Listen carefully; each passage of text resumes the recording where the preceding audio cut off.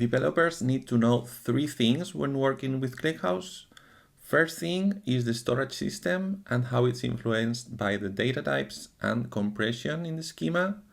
Second thing is engines and sorting key.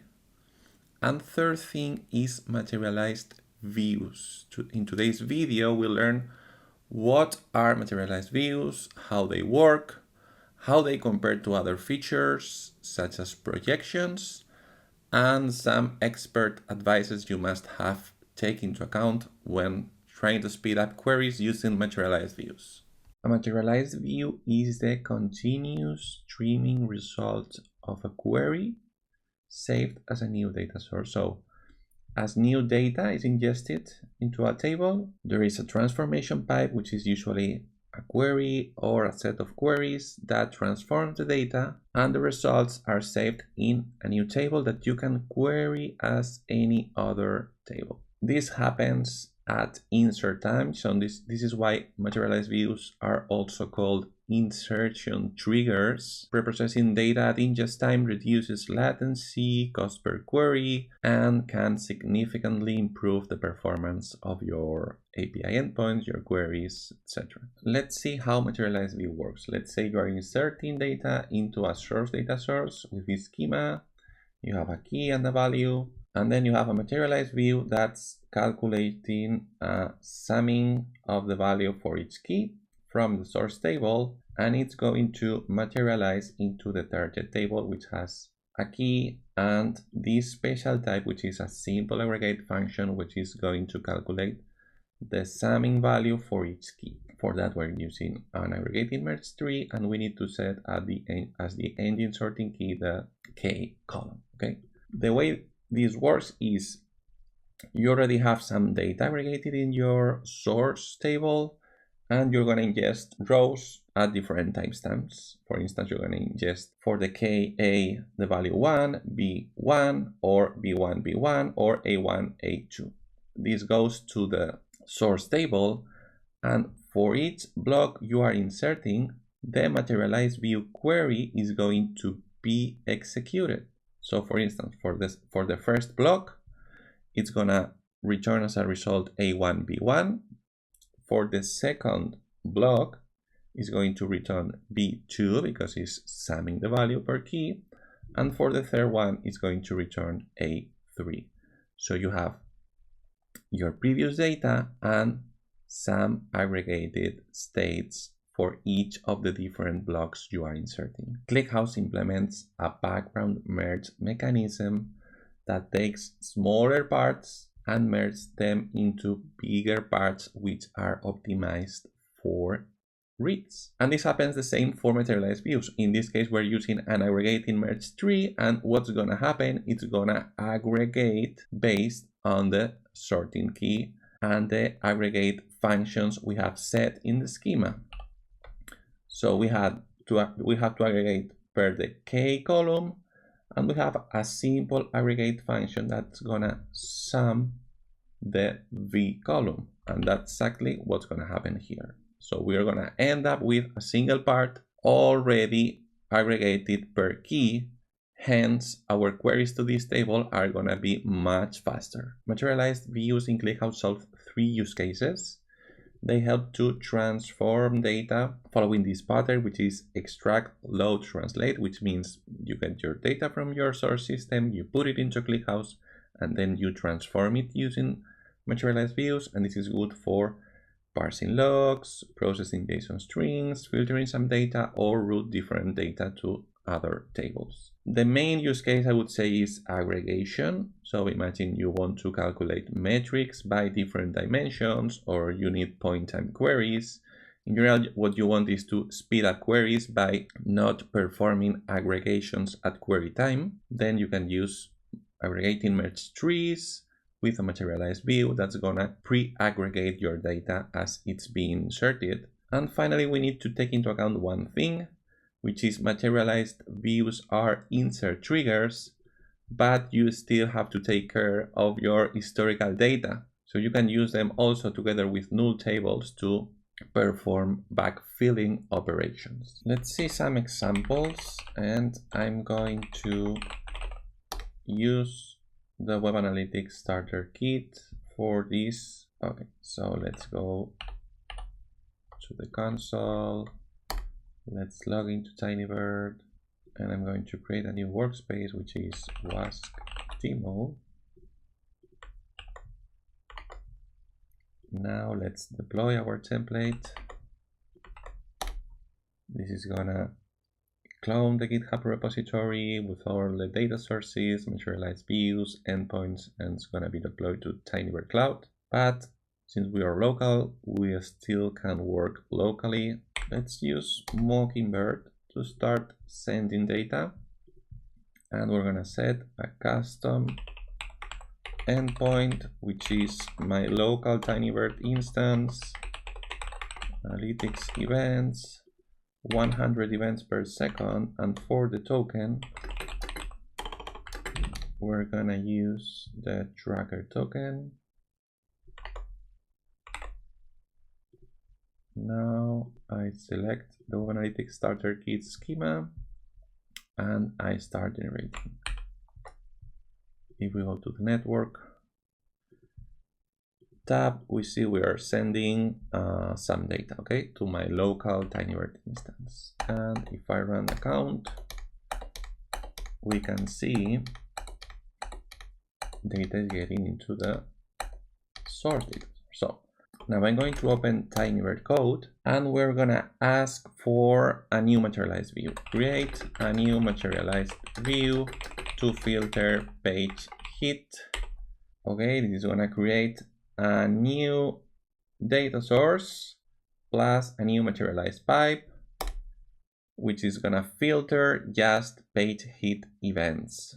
And that's pretty much it. This is going to be our target data source, which is gonna filter events which action is page hit. Okay, this is the materialized view query, which is gonna select from the analytics events table, which is the one we are ingesting, and whenever it finds a page hit event, it's gonna be written in the analytics hits materialized view.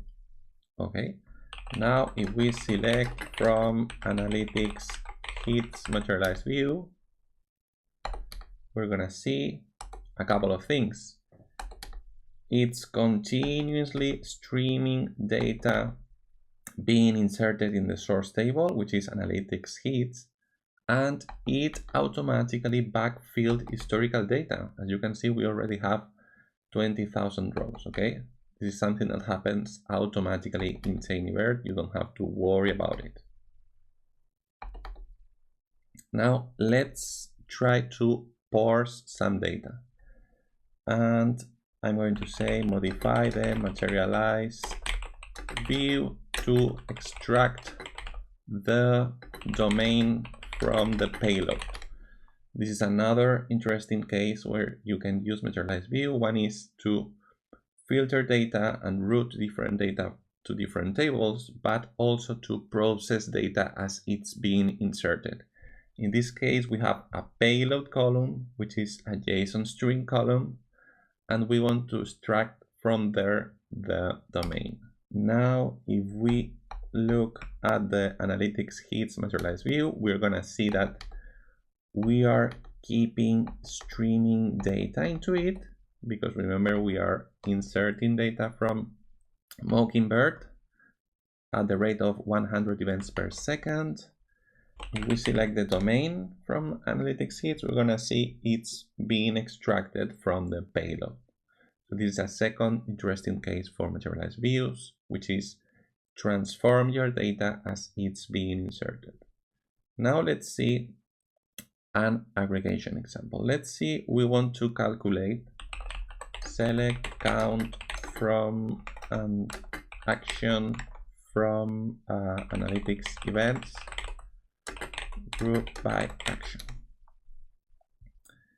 This is gonna give us a result in which we're going to read, in this case, the whole table to calculate this simple aggregation. So we want to know the number of events by action, okay? We're inserting Web Vital and page hit events, and this is giving us the result. If we do this query as the table grows, the query response time is going to grow because it needs to fully scan the table to give us a result. So this is a perfect use case for an AggregatingMergeTree materialized view. Let's ask Tinybird code to create this kind of materialized view.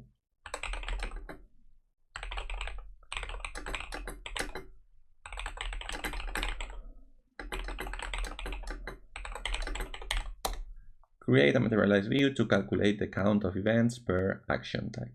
This is gonna create a target data source which has the action and some other columns that it considers are useful to filter, and the event count. Take into account the event count is an aggregate function which is gonna count the number of rows per tenant ID, domain, and action. Let's continue and let's see how the materialized pipe looks like.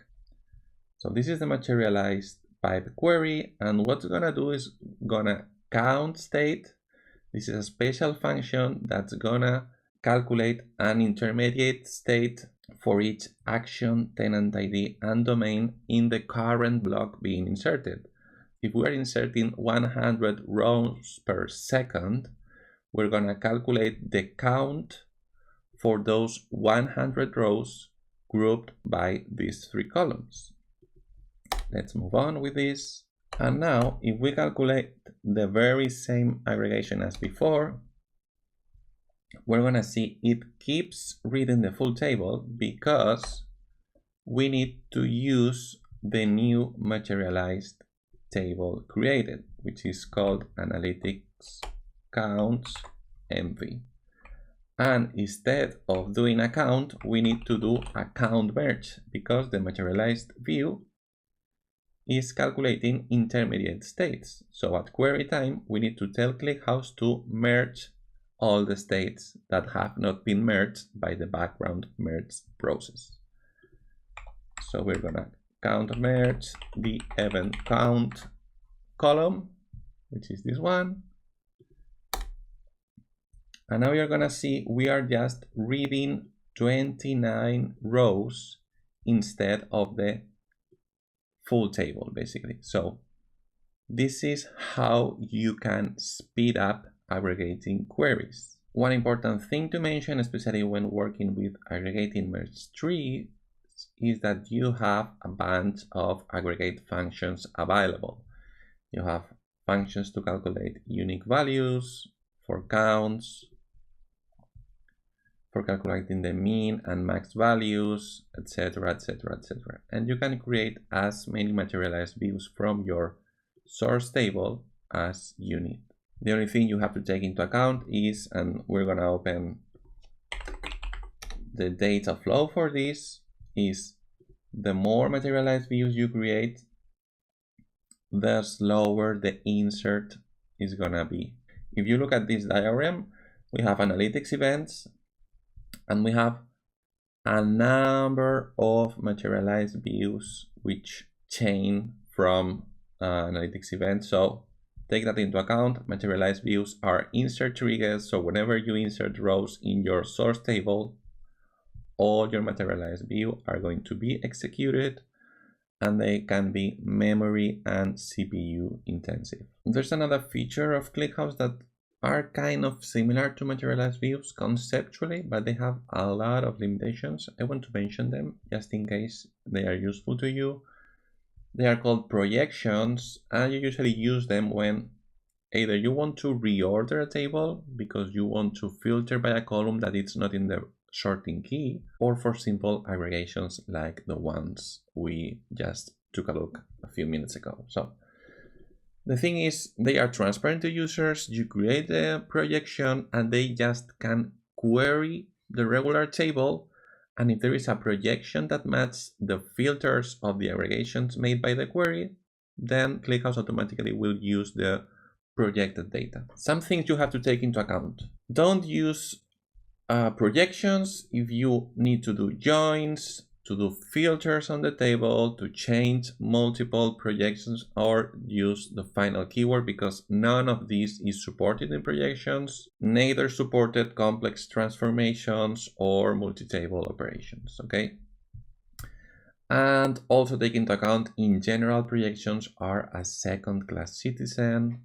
Most of the interesting features that ClickHouse provides recently are not supported by projections. There are no parallel replicas, no lazy materialization, no lightweight delete or update support. It's a comparison table between materialized views and projections. Remember, materialized views work as insert triggers. Whenever you insert a block, the materialized view query is applied to the block being inserted, while projections work as kind of per part mutation. Whenever there is a new part in disk, then the projection is applied and it generates a new part in the same folder layout.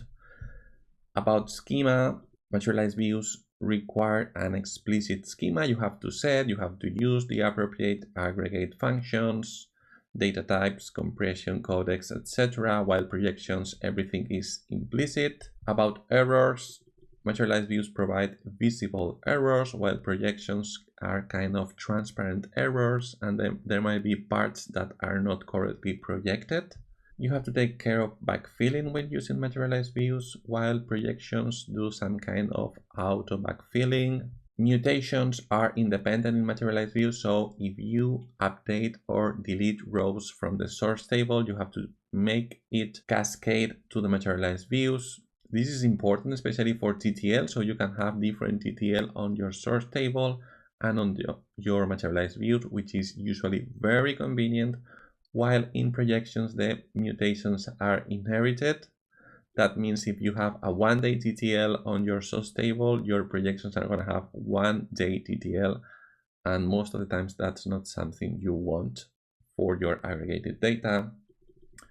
At query time, you have to be explicit on using the materialized tables on your queries, while on projections, you just query the regular table, and if there are projected parts, they are going to be used to answer the query.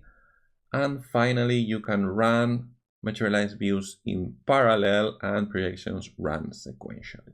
This is how a projection looks like in ClickHouse. You have to alter your source table, add a projection, and you can do like a simple aggregation, like the one we tested previously, or you can reorder the table. Once you create the projection, if you want to backfill historical data, you can use the materialize command, which is going to create a mutation on all your parts. Now, the interesting part is when you do a count from analytics events, in this case, check what's going to happen. We have 100,000 rows, and it's going to read just 700,000 rows for this count because we already created a projection. Still, you have to manage projections by yourself by taking into account in Tinybird, projections are calculated automatically whenever they are needed. So you don't have to worry about them. If you are doing queries on your tables, that can be optimized by changing the sorting key or doing simple aggregations. Projections are going to be automatically created for you. This is a completely transparent process. Some quick expert advices when working with materialized views in ClickHouse. First thing, when you do joins in materialized views, remember only the left table triggers the materialized view. Beware of memory issues, especially in joins. If the right table is huge, you need to filter properly. Union all is not supported in the open source ClickHouse version. It is supported in the Tinybird ClickHouse fork. This is a very important rule. Do not over aggregate. Remember, ClickHouse is still fast, and I'm at a 10% ratio of aggregation. So if you are finding yourself, for instance, aggregating by user ID or a high cardinality column, you are probably doing it wrong, and you don't need a materialized view for that. Monitor insert latency and timeouts, because depending on the number of materialized views from your source tables, or if you have many chains materialized views, you're gonna have these kind of problems. Same, too many parts. You might still have this problem if you have many materialized views with wrong partition keys. CPU spikes, they can happen as well. Avoid chains of materialized views as much as possible because complexity increases. It's hard to debug what's going on, especially when there are errors. Most of the times you can just have one single materialized views that does the pre-calculation. And remember, there are operations that are really hard. We have a full chapter about schema evolution and what happens with cascade materialized views in those cases, backfilling, and more. So the recommendation is use proper dev tools that abstract those database operations, and you just have to deal with the schema changes that support your analytics use cases and not the database management part. Remember, this is ClickHouse for Developers. This is a series of videos in which we are unveiling the hard parts of ClickHouse and how you can use proper developer tools to abstract that hard parts and focus on building your analytics applications. Subscribe if you like it and left a comment if you want to learn more about any specific concept.